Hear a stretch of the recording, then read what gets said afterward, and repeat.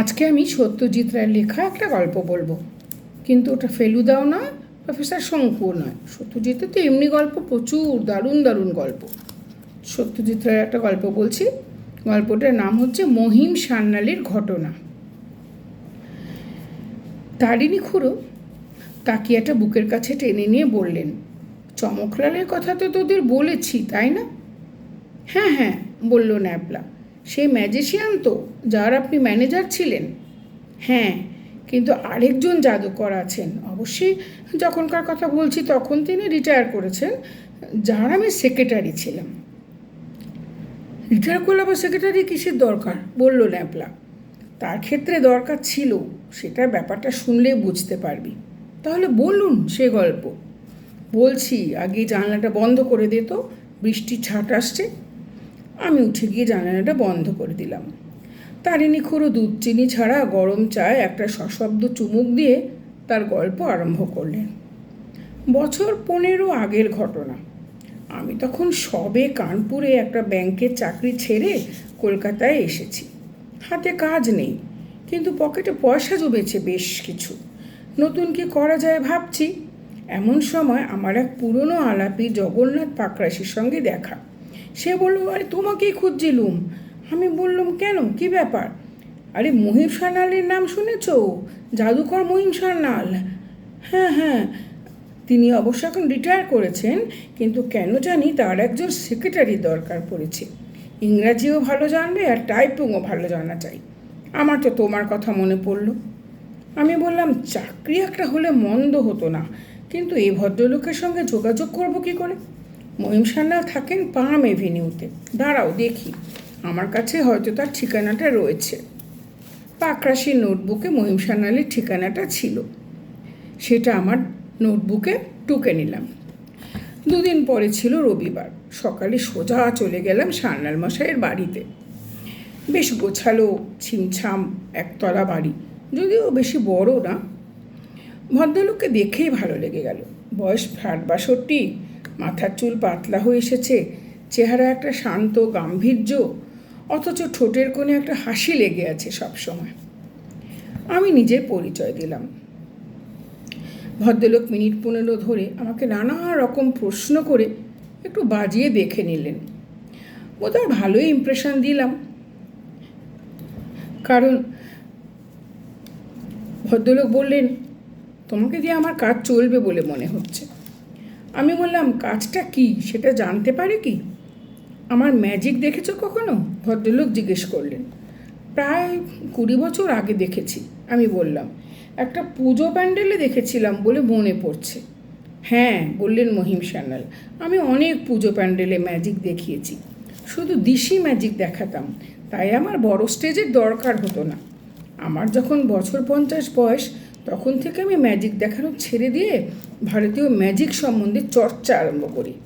তার জন্য আমাকে সারা ভারতবর্ষ ঘুরে বেড়াতে হয়েছে। এমন জায়গা নেই যেখানে আমি যাইনি। এমনিতে আমি হোমিওপ্যাথি করতাম, তাতে রোজগার ছিল ভালো। 1000-এর ওপরে ম্যাজিক সংগ্রহ করেছি। শুধু হাত সাফাই তো আছে 356 রকম। আমার গবেষণার ফল হলো একটা 450 পাতার হাতে লেখা ইংরাজি পাণ্ডুলিপি। নাম দিয়েছি ইন্ডিয়ান ম্যাজিক। সেই পাণ্ডুলিপি এখন টাইপ করতে হবে, কারণ বিদেশের একজন নামকরা প্রকাশক আমার পাণ্ডুলিপি ছাপার ইচ্ছা প্রকাশ করেছে। এ কাজ পারবে তো? একবার পাণ্ডুলিপিটা দেখতে পারি? ভদ্রলোক 3টে মোটা ফাইল আমাকে এনে দিলেন। দেখলাম বেশ পরিষ্কার ঝরঝরে লেখা, টাইপ করতে কোনো অসুবিধা হবে না। তখনই সব কথাবার্তা হয়ে গেল। যা মাইনে অফার করলেন ভদ্রলোক, তাতে আমার দিব্যি চলে যাবে। বুঝলাম ভদ্রলোক ম্যাজিক দেখিয়ে আর ডাক্তারি করে বেশ ভালো পসার করেছেন। এবার আমি একটা প্রশ্ন না করে পারলাম না।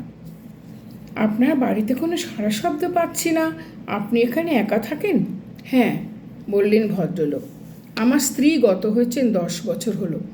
আমার মেয়ের বিয়ে হয়ে গেছে, সে ব্যাঙ্গালোরে থাকে। আমার ছেলে অনিশ বাইরে চাকরি করে। ভদ্রলোক একটা দীর্ঘ নিঃশ্বাস ফেললেন। বুঝলাম একাকিত্বটা যে তিনি খুব উপভোগ করেন তা নয়। আমি আমার কাজের টাইম জেনে নিলাম। সকাল 10টায় আসতে হবে। দুপুরে সান্যাল মশাইয়ের সঙ্গেই খাওয়া, আর সন্ধ্যায় 6টা পর্যন্ত কাজ। কাজে লেগে পড়লাম। পাণ্ডুলিপিটা যতই পড়ছি ততই অবাক হয়ে যাচ্ছি। আশ্চর্য সংগ্রহ ভদ্রলোকের। ভারতীয় জাদু যত রকম হতে পারে, মাদারিকা খেল, ভোজবাজি, ভেলকি, সব কিছু আছে। বই হলে একটা অতি মূল্যবান জিনিস হবে, সেটাও বুঝতে পারলাম। দুপুরে খাবার সময় ভদ্রলোক তার অভিজ্ঞতার কথা বললেন। শুনতে গল্পের মতো লাগে। তখন জাদুকর ছিলেন তখন বেশিরভাগই নেটিভ স্টেটে রাজা রাজরাদের ম্যাজিক দেখাতেন। সব খেলাই হতো ফরাসের ওপর, স্টেজের কোনো বালাই নেই। এমনি ম্যাজিক ছাড়াও ভদ্রলোক যেটা খুব ভালো পারতেন সেটা হলো হিপনোটিজম বা সম্মোহন। বিদেশি ম্যাজিক ভদ্রলোক ভালো চোখে দেখতেন না, কারণ তাতে হাত সাফাইয়ের চেয়ে যন্ত্রপাতির ব্যবহারটাই বেশি। সেখানে জাদুকর হচ্ছে একজন শোম্যান। ভারতীয় ম্যাজিক বিদেশির চেয়ে অনেক বেশি খাঁটি। সেটা ফুটপাতে বসেও দেখানো যায়, তাতে যন্ত্রপাতির দরকার লাগে না। যেটার প্রয়োজন হয় সেটা হলো জাদুকরের দক্ষতা। এই সময় তখন আমার টাইপিং প্রায় অর্ধেক হয়ে গেছে। একটা ব্যাপার ঘটল। কলকাতায় এক ম্যাজিশিয়ান এলেন শো দিতে। আসল নাম সূর্যকান্ত লাহিড়ী, কিন্তু তিনি নিজেকে দ্য গ্রেট সূর্যা বলে প্রচার করেন। তার পোস্টার বা বিজ্ঞাপনে ওই নামই থাকে। মহিমবাবু কাগজে এই জাদুকরের বিজ্ঞাপন দেখে বললেন, এর নাম তো শুনিনি, ইনি নতুন আমদানি বলে মনে হচ্ছে। আমার একটু একটু ইচ্ছে করছিল এই ছোকরার ম্যাজিক দেখতে, কিন্তু সেটা সান্যাল মশাইকে বললাম না। দুদিন পরে একটা টেলিফোন এলো দুপুরবেলা। আমার টেবিলেই টেলিফোন থাকে। তুলে হ্যালো বলতে উল্টো দিক থেকে কথা এলো, আমি সূর্যকান্ত লাহিড়ী কথা বলছি। জাদুকর দ্য গ্রেট সূর্যা বলে আমি পরিচিত। একবার মহিম সান্যালের সঙ্গে কথা বলতে পারি কি? আমি বললাম, আপনার প্রয়োজনটা কি জানতে পারি? আমি ওনার সেক্রেটারির কথা বলছি। উত্তর এলো, আমি ভদ্রলোকের নাম অনেক শুনেছি, তিনি দিশি ম্যাজিক দেখাতেন, সেটা আমি জানি। তাকে আমার শোয়ে আমন্ত্রণ জানাতে চাই। আমি ব্যক্তিগতভাবে তার সঙ্গে দেখা করে তাকে আসতে বলতে চাই। আমি সান্যাল মশাইকে জিজ্ঞাসা করলাম। তিনি পরদিন সকালে সময় দিলেন। আমি সে কথা সূর্যকান্তকে জানিয়ে দিলাম। পরদিন সূর্যকান্ত সকাল 10:30টার সময় এলো। আমি তাকে বৈঠকখানায় বসালাম। বছর 35 বয়স, ফ্রেঞ্চ কাট দাড়ি, বেশ ব্রাইট চেহারা, আর চোখে মুখে কথা বলে। মহিমবাবু আসতেই তাকে নমস্কার করে বললেন, আমি জানি আপনি বিদেশি জাদু পছন্দ করেন না, কিন্তু আমার একান্ত অনুরোধ যদি একটিবার আমার শোয়ে আসেন। আমি ছেলেবেলা থেকে আপনার নাম শুনেছি, আপনার খ্যাতির কথা জানি। আমার গুরু সুলতান খাঁ আপনার ম্যাজিক দেখেছিলেন, তিনিও খুব সুখ্যাতি করেছিলেন। আশা করি আপনি আমাকে নিরাশ করবেন না।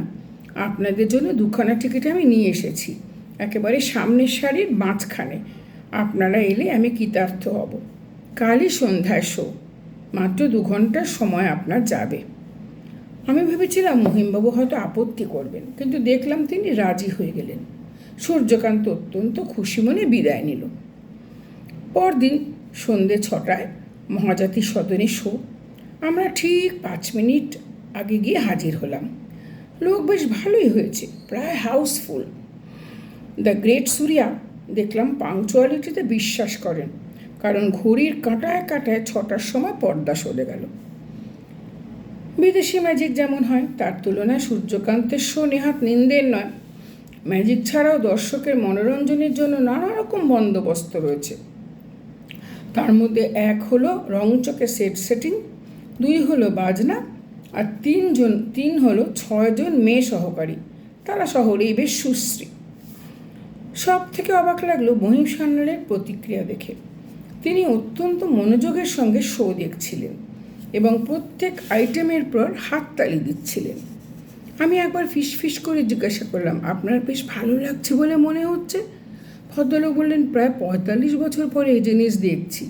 শেষ দেখেছি চীনে জাদুকর চ্যাংয়ের ম্যাজিক। যৌবনের কথা মনে পড়ে যাচ্ছে, মন্দ লাগছে না। তবে সবই যন্ত্রের কারসাজি আর রং তামাশা দিয়ে লোকের মন ভোলানো। আসল ম্যাজিক যাকে বলে সে জিনিস এটা নয়। আর এ দেখছি হিপনোটিজম জানে না। শেষ আইটেমের আগে সূর্যকান্ত একটা ব্যাপার করল। মঞ্চের সামনের দিকে এগিয়ে এসে দর্শকদের উদ্দেশ্য করে বলল, আজ আমাদের বিশেষ সৌভাগ্য যে সামনের সারিতে উপস্থিত হয়েছেন এমন একজন জাদুকর যার নাম আজ থেকে 25 বছর আগে লোকের মুখে মুখে ফিরত। ইনি ভারতীয় জাদুর জন্য যা করেছেন তার তুলনা হয় না। আমি মহিম সান্যালকে স্বনির্বন্ধ অনুরোধ করছি, উনি মঞ্চে তার অন্তত একটা জাদু দর্শকদের দেখান। তিনি সরঞ্জাম কিছুই আনেননি, কিন্তু সরঞ্জাম উনি ব্যবহার করতে চাইলে আমি অত্যন্ত গর্ববোধ করব, এবং তিনি আমার অনুরোধ রক্ষা করলে আমার আনন্দের সীমা ছাড়িয়ে যাবে। মহিমবাবু আমার হাতে একটা মৃদু চাপ দিয়ে মঞ্চের দিকে এগিয়ে এলেন। তারপর পাশের সিঁড়ি দিয়ে উঠে মঞ্চে হাজির হলেন। দর্শকেরা সকলে চুপ। কি ঘটতে চলেছে তা কারোরই ধারণায় নেই। আমিও চুপ। মহিমবাবু দর্শকদের দিকে ফিরে বললেন, বহুদিন পরে এই জিনিস করছি, কিন্তু ত্রুটি হলে আশা করি আপনারা ক্ষমা করবেন। আমি আপনাদের দুটো খেলা দেখাবো, দুটোই দিশি। তার প্রথমটা হলো হাত সাফাই। সূর্যকান্ত, তোমার 3টি বল যদি আমাকে দাও। সূর্যকান্তর এক সহকারী তৎক্ষণাৎ দুটো লাল এবং সাদা বল মহিমবাবুকে এনে দিল। সেই বল নিয়ে মহিমবাবু যা করলেন তার চমৎকারিত্ব বর্ণনা দেওয়ার ভাষা আমার নেই। হাত সাফাই যে এমন হতে পারে তা আমার ধারণা ছিল না। এখন হলে হাততালির চোটে কান পাতা দেয়, এবং সে হাততালিতে সূর্যকান্তও যোগ দিল। এখন হলে হাততালির চোটে কান পাতা দেয় এবং সে হাততালিতে সূর্যকান্তও যোগ দিল। হাত সাফাই দেখে মহিমবাবু বলগুলো সূর্যকান্তকে ফেরত দিয়ে বললেন, এবার আমি আমার দ্বিতীয় জাদু দেখাতে চাই। আমি সম্মোহন বা হিপনোটিজম শিখেছিলাম অমৃতসরে এক ফুটপাথের জাদুকরের কাছে। তারই সামান্য নিদর্শন আমি আপনাদের দেখাচ্ছি। আমি সূর্যকান্তবাবুর অনুরোধ রক্ষা করেছি। আশা করি তার প্রতিদানে তিনিও আমার একটি সামান্য অনুরোধ রক্ষা করবেন। আমি তাকেই সম্মোহিত করতে চাই। সূর্যকান্ত দেখলাম বেশ স্পোর্টিং, সে রাজি হয়ে গেল। মহিমবাবু সূর্যকান্তকে একটা চেয়ারে বসিয়ে তার সামনে নিজেও একটা চেয়ারে বসলেন। তারপর বললেন, আপনি আমার চোখের দিকে একদৃষ্টে তাকিয়ে থাকুন। সূর্যকান্ত আদেশ পালন করল। 3 মিনিটের মধ্যে লক্ষ্য করলাম সূর্যকান্ত চোখের চাউনি বদলে গেছে। তার চোখ দুটো যেন পাথরের চোখ, সে যেন সামনের জিনিস দেখেও দেখতে পাচ্ছে না, হিপনোটাইজড হচ্ছে আর কি। মহিম সান্যাল এবার ধীরে ধীরে উঠে দাঁড়ালেন। সূর্যকান্তর দিক থেকে দৃষ্টি না সরিয়ে তিনি বললেন, আপনাকে আমি কয়েকটা প্রশ্ন করতে চাই। করুন। ভাবলে সেই কণ্ঠে উত্তর দিল সূর্যকান্ত। আপনি কতদিন হলো ম্যাজিক দেখাচ্ছেন? 5 বছর। কার কাছ থেকে আপনি ম্যাজিক শিখেছেন? সুলতান খাঁ। কবে থেকে শিখতে আরম্ভ করেছেন? আমার যখন 25 বছর বয়স।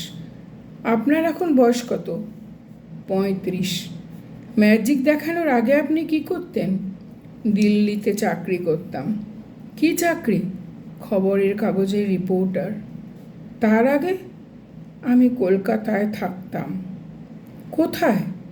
24 নম্বর ল্যান্সডাউন রোড। কার সঙ্গে থাকতেন আপনি? আমার বাবা। আপনার বাবার নাম কি? মহিম সান্যাল। আমি স্তম্ভিত। হলে পিন পড়লে তার আওয়াজ পাওয়া যেত। আপনার আসল নাম কি? প্রশ্ন করলেন মহিমবাবু। অনিশ সান্যাল। আপনি আপনার বাবার সঙ্গে ঝগড়া করে বাড়ি থেকে বেরিয়ে যান? হ্যাঁ। এখনো বাবার ওপর রাগ আছে? না, আর নেই। আমি ভুল করেছিলাম, অন্যায় করেছিলাম। এরপরে সূর্যকান্ত ওরফে অনিশের চোখের সামনে হাত নেড়ে তাকে হিপনোটাইজড অবস্থা থেকে স্বাভাবিক অবস্থায় ফিরিয়ে আনলেন মহিম সান্যাল। দর্শক কিছুক্ষণ হতভম্ব থেকে হঠাৎ তুমুল হাততালিতে ফেটে পড়ল। এদিকে অনিশও হতভম্ব। সে তো কিছুই জানে না এতক্ষণ কি হয়েছে, কারণ ও তো হিপনোটাইজ হয়ে গেছিল। এবার মহিমবাবু তার কাঁধে হাত রেখে বললেন, কেমন বোধ করছো অনিশ? কোনো কষ্ট হয়নি তো? এতক্ষণে অনিশ বুঝতে পারল। সে তার বাবাকে প্রণাম করে তাকে জড়িয়ে ধরল। পরে মহিমবাবু আমাকে বলেছিলেন যে সূর্যকান্তর গলার আওয়াজ তার কানের লতি দেখেই ছেলেকে চিনতে পেরেছিলেন তিনি। পরদিন সকালে অনিশ আবার এসেছিল। বলল এরপরে ওর উত্তরপ্রদেশে ট্যুর আছে, তারপর 15 দিন অবসর। সেই সময়টা সে পাম এভিনিউতে বাবার কাছে এসেই থাকবে। শেষ হয়ে গেল ছোট্ট একটা গল্প।